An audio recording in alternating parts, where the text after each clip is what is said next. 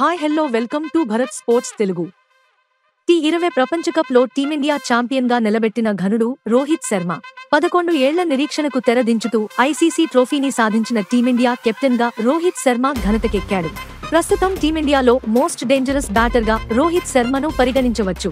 Team India captain గా మారిన తర్వాత రోహిత్ శర్మ బ్యాటింగ్ లో దూకుడు కనబడుతుంది. ఒకప్పటిలా కాకుండా తొలి బంతి నుంచే దంచి కొడుతున్నాడు. 2024 టీ20 ప్రపంచ కప్ లో టీమిండియా ఛాంపియన్ గా నిలబెట్టిన ఘనుడు రోహిత్ శర్మ 11 ఏళ్ల నిరీక్షణకు తెరదించుతూ ఐసీసీ ట్రోఫీని సాధించిన టీమిండియా కెప్టెన్ గా రోహిత్ శర్మ ఘనతకెక్కాడు. టీ20 ప్రపంచ కప్ అనంతరం పొట్టి ఫార్మాట్ కు రోహిత్ శర్మ రిటైర్మెంట్ ప్రకటించాడు. అంతర్జాతీయ టీ20 మ్యాచ్లకు వీడ్కోలు పలికాడు. కేవలం వన్డే, టెస్టులు మాత్రమే ఆడనున్నాడు. 2027లో జరిగే వన్డే ప్రపంచ కప్ లక్ష్యంగా ప్రణాళికలు వేసుకుని పనిచేస్తున్నాడు.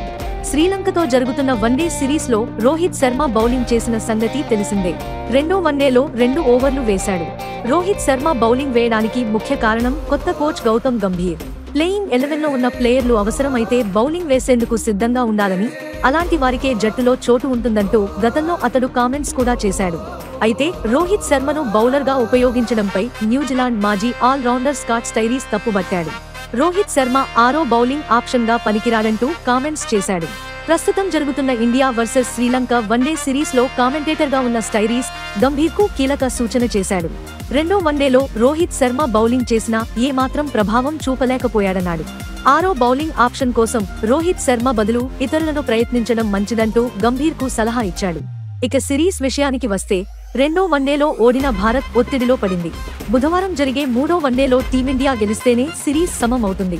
లేదంటే శ్రీలంక వన్డే సిరీస్ ను సొంతం చేసుకుంటుంది. తొలి వన్డే టై అయిన సంగతి తెలిసిందే. ఇలాంటి స్పోర్ట్స్ అప్డేట్స్ కోసం like, share and subscribe to Bharat sports Telugu.